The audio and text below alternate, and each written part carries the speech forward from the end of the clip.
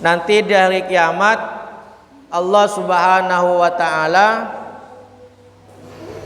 memberikan kepada kita kitab hasanatihi, yakni buku catatan kebaikan waktu alam dunia.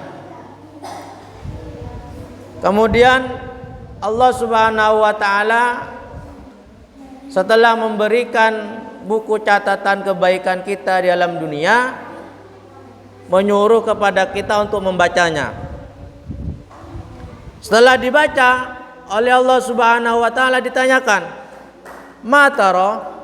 Apa yang kamu lihat dari kebaikan atau buku kebaikan yang dikerjakan di alam dunia? Kemudian hamba tersebut menjawab, "Ara hasanatin," saya melihat kebaikan yang banyak, yakni amal-amal di waktu alam dunia ditampakkan nanti dari kiamat. Kemudian Allah Subhanahu wa taala bertanya kembali kepada orang tersebut, "Hal naqasa minha syai'un?" Apakah ada yang dikurangi dari kebaikan tersebut? Kemudian hambanya menjawab, "La, punten, tidak ada yang dikurangi." Kemudian Allah Subhanahu wa taala memberikan kepada hambanya kitab sayiatihi, buku catatan kejelekannya. Kemudian hambanya tersebut membacanya. Kemudian Allah Subhanahu wa taala bertanya kepadanya, "Ma tara?" Apa yang kamu lihat? Kemudian hamba tersebut menjawab, "Ara sayiatin katsiratan." Saya melihat kejelekan yang banyak. Kemudian Allah Subhanahu wa taala bertanya kepada hambanya, "Ata'rifuha?" Apakah kamu tahu dari kejelekan tersebut? Maka hambanya menjawab, "Iya." Kemudian Allah Subhanahu wa taala bertanya lagi, "Apakah kejelekanmu ada yang ditambahi?" Saya tambahin sang Gusti Allah. Punten. Fayaqulu la.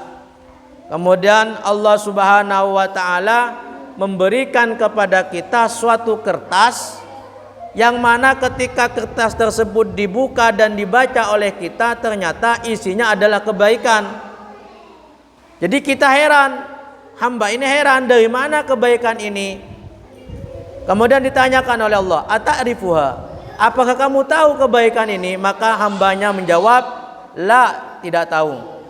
Kemudian Allah Subhanahu wa taala menjelaskan, kebaikan ini didapat dari orang yang dolim kepada kita. Jadi kita mendapatkan kebaikan tanpa kita beramal di dunia.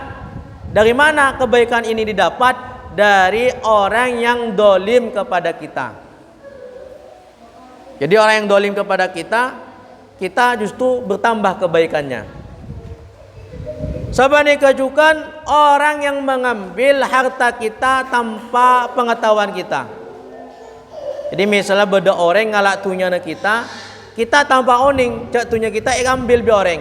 Lah nanti harta seambil bi orang lain tanpa sepengetahuan kita nikah, teti amal baik di hari kiamat.